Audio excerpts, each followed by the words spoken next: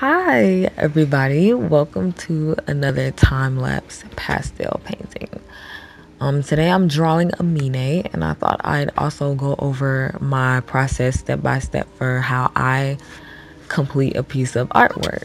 So I'm just gonna jump right into it. I get my inspiration for a portrait usually just from someone I find physically appealing and or someone whose work I'm a fan of.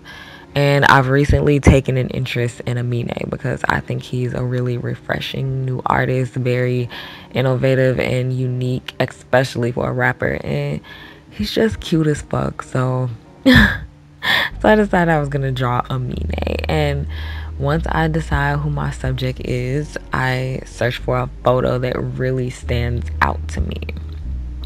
Um, a photo can stand out to me just by maybe the color palette or the shadows in the photo, or I don't know. It's a lot of different things, but when I see it, I know like that's the one.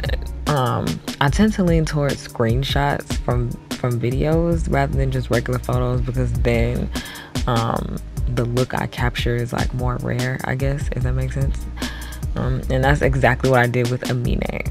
He has a gorgeous smile, and I ended up finding a screenshot of him smiling. So the next step is coming up with a theme, and my theme is always based on the photo that I choose.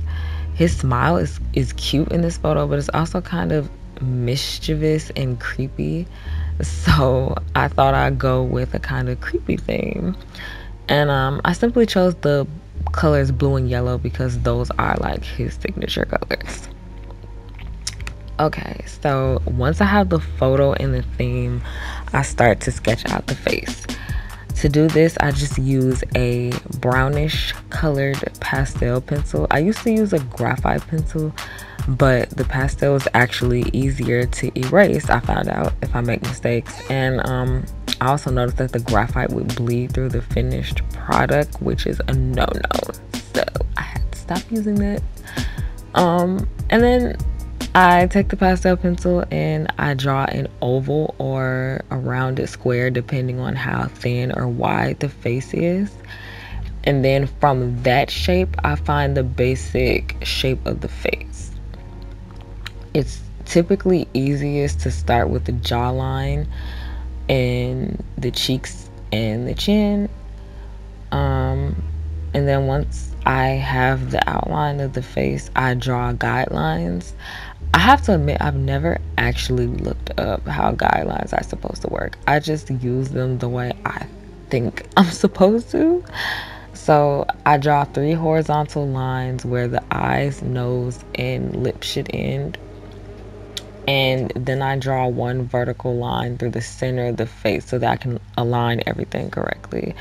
And this helps prevent things like lopsided eyes and such. As far as shading goes, I usually do the eyes first. I don't really have a reason for that. If not the eyes, then the nose. The nose is always my favorite thing to shade on the face. I feel like once the nose is done, the face really starts to come together. Anyway, I shade in small sections rather than doing one whole section at once. And I just lay a base layer down, which is always the lightest shade I see, usually like a peach or a beige. And then I start filling in shadows, always with a dark color like a deep purple or a brown. And the last thing I add is highlights after I do like everything in between. I do highlights, and I do that with a soft white. And then I add like a bright white to make it look nice and shiny. And that's pretty much it. That's my whole process for all of my pastel paintings. I haven't been doing them very long, but these are the techniques and habits that I've fallen into, and I find that they really work for me.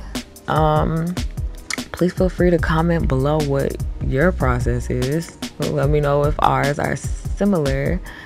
because I'm really interested in hearing, you know, how other artists plan and carry out their ideas. All of the materials I used will be listed below in the description box. If I leave anything out, please feel free to ask about it. Until next time, bye.